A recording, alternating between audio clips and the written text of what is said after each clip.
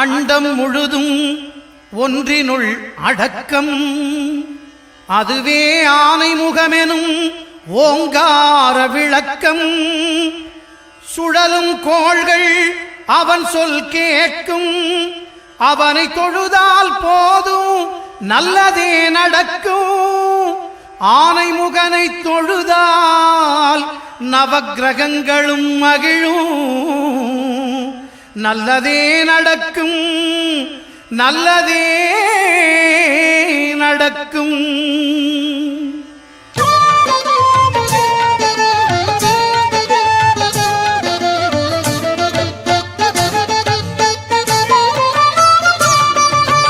ஒன்பது கோளும் ஒன்றாய் காண அங்கு கற்பகம் என்னும் கடவுளின் மெய்யில். ஒன்பது கோளும் ஒன்றாய் காண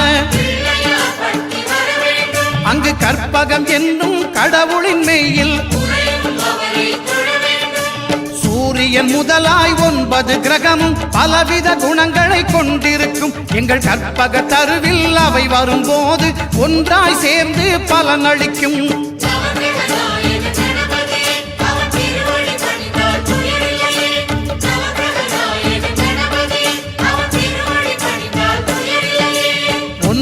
கோளும் ஒன்றாய் காண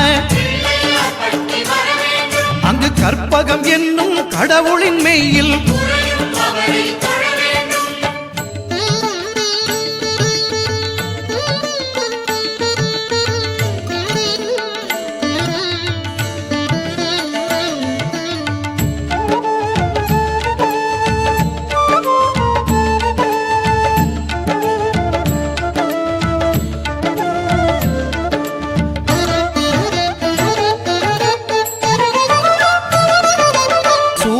பகவான் ஒளிமுகம் காண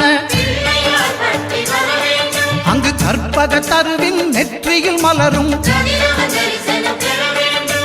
சூரிய பகவான் ஒளிமுகம் காண அங்கு கற்பக தருவின் நெற்றியில் மலரும்.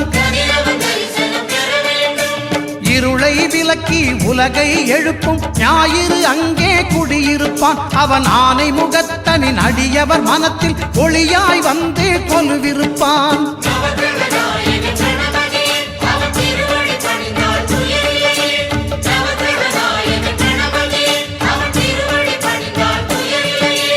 ஒன்பது கோளும் ஒன்றாய் காண அங்கு கற்பகம் என்னும் கடவுளின் மெய்யில்.